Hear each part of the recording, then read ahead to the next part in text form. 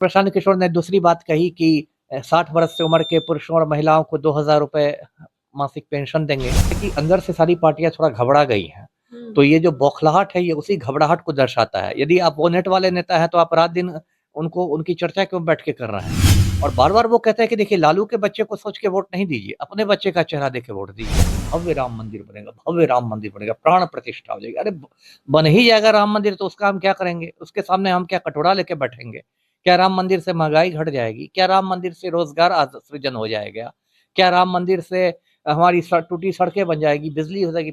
नमस्कार, आप देख रहे हैं आगाज फर्स्ट न्यूज और मैं हूं आपके साथ करुणा तिवारी। बिहार की राजनीति में 2 अक्टूबर को एक नया ट्विस्ट आया और वो है प्रशांत किशोर की पार्टी जब जन सुराज की गठन हुई। अब जब से प्रशांत किशोर कहे हैं कि हम अपनी पार्टी गठित करेंगे, अब तो कर भी चुके हैं, तब से तमाम राजनीतिक पार्टियों के अंदर एक बौखलाहट दिख रही है। लोगों के अंदर एक तीसरे विकल्प के तौर पर कहीं ना कहीं प्रशांत किशोर नजर आ रहे हैं। अब बातचीत करेंगे इस विषय पर। हमारे साथ मौजूद हैं पूर्व आईपीएस अमिताभ दास सर। सर, सबसे पहला सवाल है कि क्या बिहार को तीसरा विकल्प मिल गया है? हाँ, मिला तो है ही और अच्छी तरह से मिला है, धूम-धड़ाके के साथ मिला है, गाजे-बाजे के साथ मिला है। देखिए जो मिलना भी चाहिए था, देखिए 1990 के बाद की आप राजनीति देखिए, अब उसको लगभग 34 साल बीत गए हैं और उसमें क्या है कि बिहार की जो राजनीति मोटा-मोटी 2 ही नेताओं के इर्द-गिर्द घूमती रही, लालू और नीतीश, है ना? और वही कभी लालू, कभी राबड़ी, कभी नीतीश, तो उसी में बिहार के लोग आप कह सकते हैं कि उलझे रहे और एक ज़रूरी भी था एक नया विकल्प आना और पलटू राम को भी काफ़ी समय हो गया 18-19 साल, अब तो मानसिक और शारीरिक रूप से भी स्वास्थ्य गिरता जा रहा है।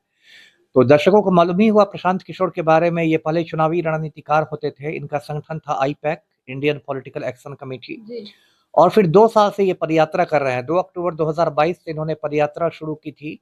मोतिहारी पूर्वी चंपारण में एक भितहरवा आश्रम है, गांधी जी ने स्थापना की थी वहीं से और अब तक ये सैकड़ों गाँव जा चुके हैं और अभी 2 अक्टूबर बीता है गांधी जयंती, उसमें इन्होंने जन स्वराज पार्टी के नाम से, उससे पार्टी जो पहले तो एक अभियान था, उसे पार्टी जोड़ के इन्होंने जन स्वराज पार्टी का ऐलान किया है, एक राजनीतिक दल है और इसको चुनाव आयोग से मान्यता भी मिल गई है। और इसका इन्होंने पहला कार्यवाहक अध्यक्ष भी घोषित कर दिया, जो एक मनोज भारती नाम के सज्जन हैं, मधुबनी के रहने वाले हैं, दलित समुदाय से आते हैं और भारतीय विदेश सेवा के पदाधिकारी थे, कई देशों में भारत के राजदूत रह चुके हैं, एम्बेसडर रह चुके हैं। तो काफ़ी मतलब मजबूती के साथ आया और उस दिन जो भीड़ भी थी वेटरनरी कॉलेज पटना के ग्राउंड में आप कह सकती हैं, अच्छी खासी भीड़ थी। इसको देखते हुए कि बिहार के कई जिले अभी बाढ़ में डूबे हुए हैं, यदि उस चीज़ को देखा जाए तो वो भीड़ अच्छी खासी मतलब एक प्रभावशाली भीड़ थी। और प्रशांत किशोर ने जो मतलब 3-4 वादे किए हैं, जिसको एक तरह से आप उनकी पार्टी का घोषणा पत्र मान सकते हैं, वो वादे भी मतलब बहुत लोगों को आकर्षित करेंगे। जैसे उनका एक वादा है कि हमारी सरकार बनेगी तो हम 1 घंटे में शराब चालू कर देंगे, है ना? इस पर उनकी थोड़ी आलोचना भी हुई कि आप गांधी जयंती में शराब चालू करने की बात कर रहे हैं। क्योंकि गांधी जी नशा के विरोधी थे। वही, लोगों को थोड़ा ये मतलब विडंबना लगी। ख़ैर ये उन्होंने कहा कि 20,000 करोड़ का हमारा मतलब सालाना राजस्व का नुकसान हो रहा है, तो उस राजस्व को हम बच्चों की शिक्षा में लगाएँगे। तो ये कोई गलत बात नहीं कर रहा है। इसमें तो मीम्स भी बन रहा है सर कि बाप को पिलाओ दारू और बच्चे को दो शिक्षा। ये है प्रशांत किशोर यानी पीके का प्लान। ठीक है, मीम बनाने वाले तो खोजते रहते हैं, मीम के मतलब विषय उनको तो कुछ चाहिए बनाने के लिए।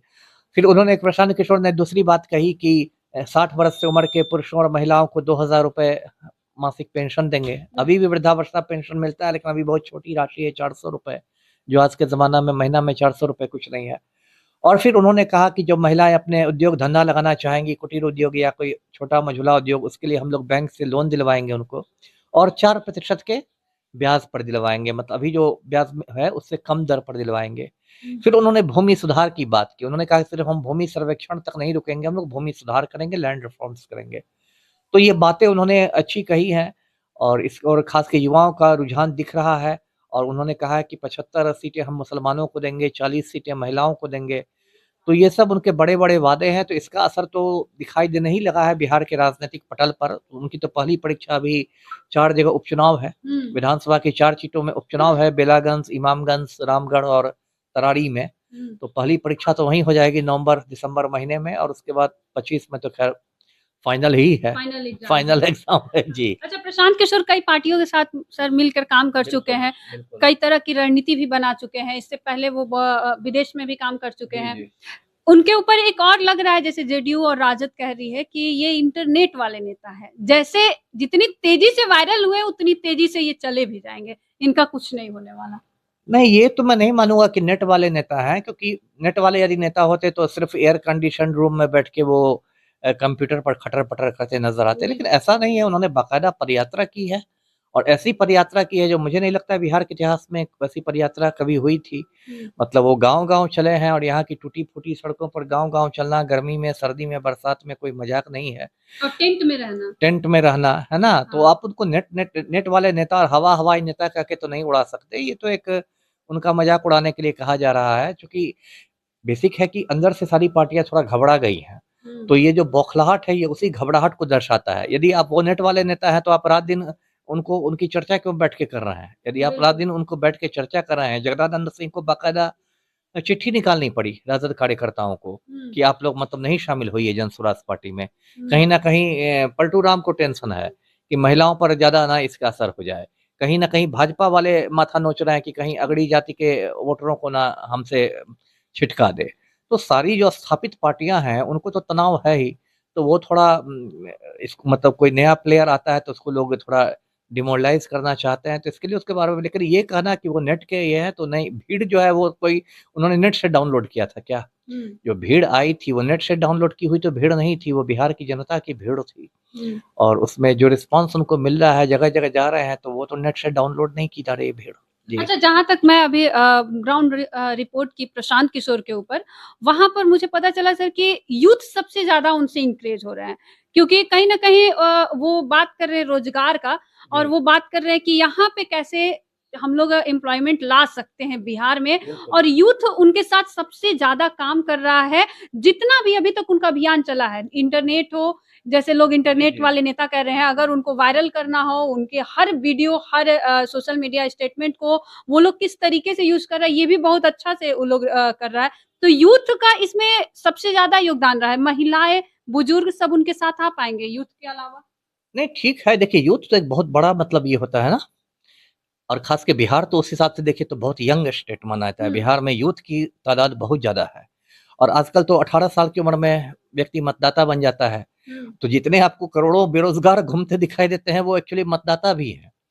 और यूथ तो अगर सच में आपके साथ हो जाए तो आप बहुत बड़ा खेल कर सकते हैं, खेला होबे हो जाएगा।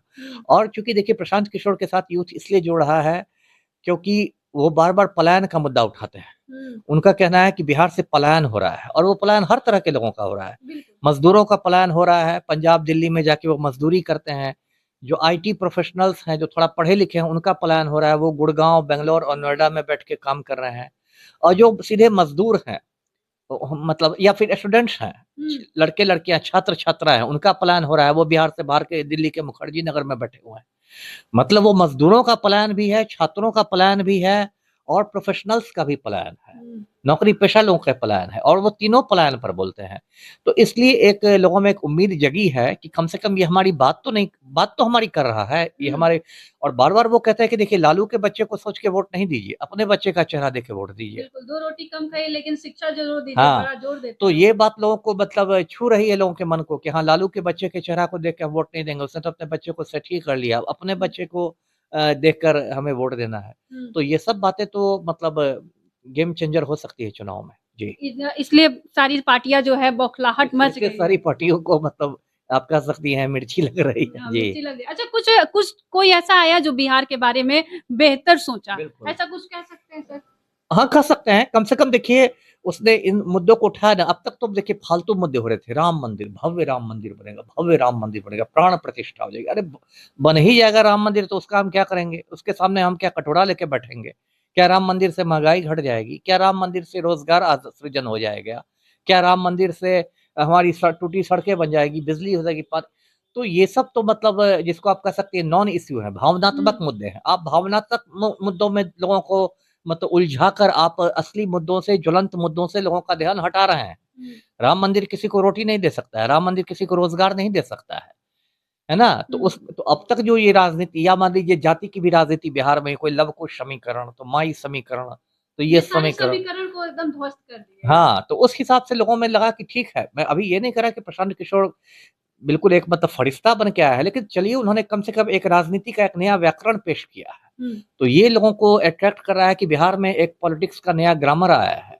नहीं तो वही घिसी-पिटी लोग बात। तीसरे विकल्प को हाँ, सोच सकते हाँ, हैं। वही माई समीकरण, वही लव-कुश समीकरण, वही।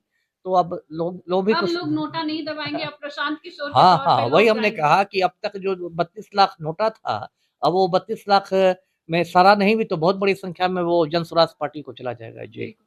चलिए देखिए, तो प्रशांत किशोर जो है अपने तरीके से तो पदयात्रा कर ही रहे हैं, उनके पदयात्रा को भी लेकर कई तरह की जो तमाम टिप्पणियाँ आ रही थी, राजद हो, बीजेपी हो या जेडीयू हो, इनके तरफ से। लेकिन कहीं न कहीं जो प्रशांत किशोर हर पार्टी के साथ रणनीतिकार बनाते थे, उसमें प्रशांत किशोर की एक चीज़ और गौर करने वाली चीज़ है कि प्रशांत किशोर हर पार्टी को कभी नहीं कहे कि आप पदयात्रा करिए।